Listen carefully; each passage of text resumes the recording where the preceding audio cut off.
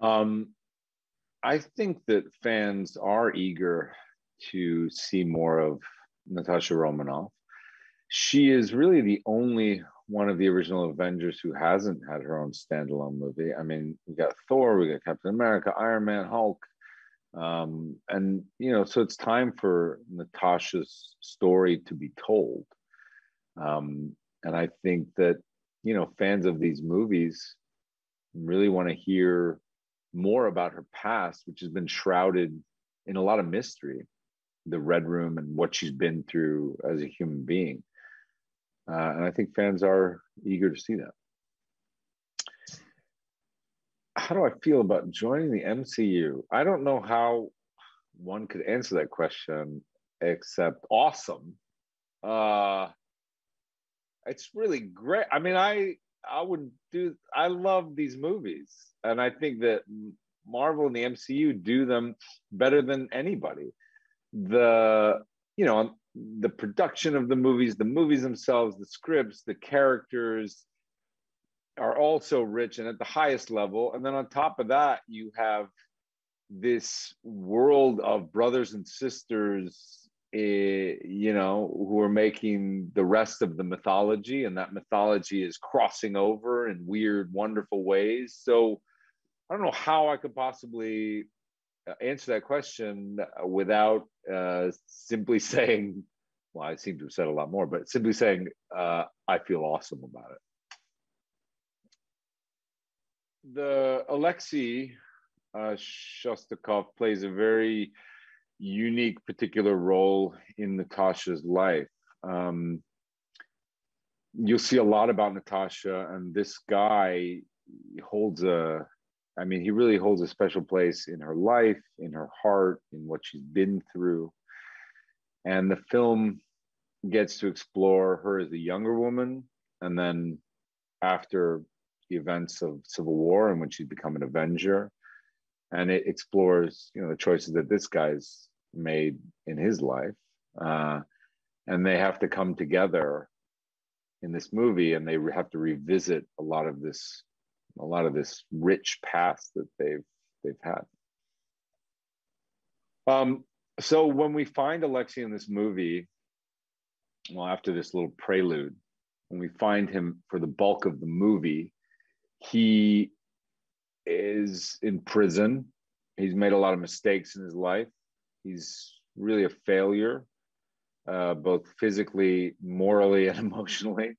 He was a very capable dude who's let himself go in many different ways. And he's full of remorse and guilt, also desperation.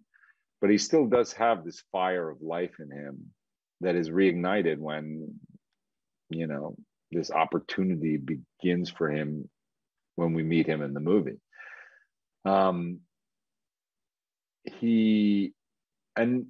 throughout the movie, he will go on this incredible journey, this incredible arc of really finding out what he's made of and who he's been all along. I really adore Kate Shortland, the director of this movie. She, is helming a huge blockbuster superhero movie, but she did it with such a delicate, sensitive, creative touch. She is primarily more of an independent director, and she tells very human stories. Some of her stories have been coming of age stories of young women.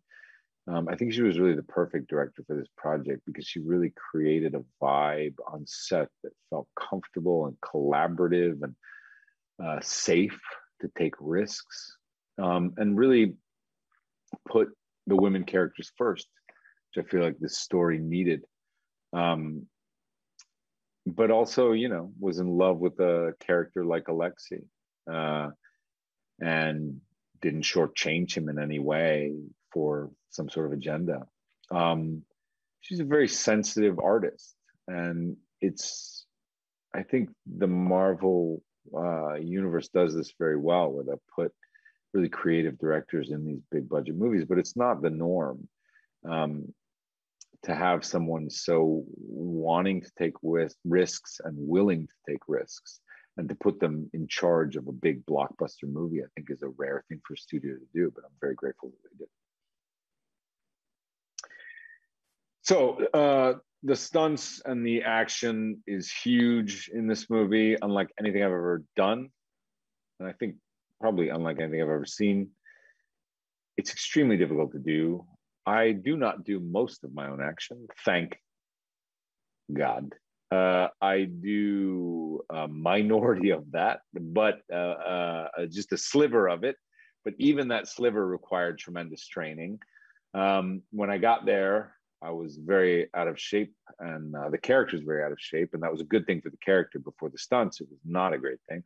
I started boxing and training with these stunt guys for hours and hours a day. I continued boxing, and working a little bit on this discipline, Russian Sambo, which is Red Guardian's discipline.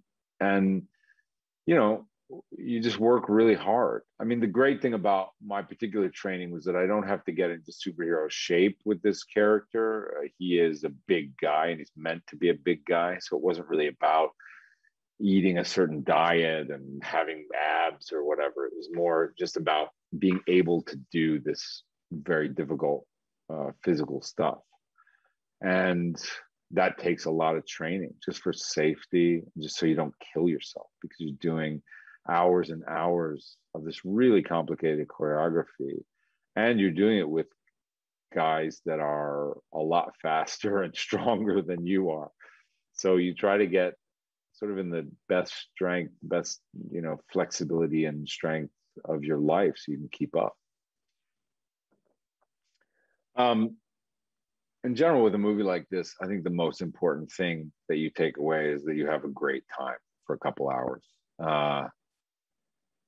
It's in its essence, these movies are about fantasy and about a mythology. And so what you're really meant to do is dissolve and let all the cares of your life and all the concerns sort of melt away and just be taken on an emotional roller coaster that takes you through humor and pathos and also like tense action and ultimately good versus evil, which are these concepts that we, our narratives love to prop up against each other, and it makes us feel good when good defeats evil.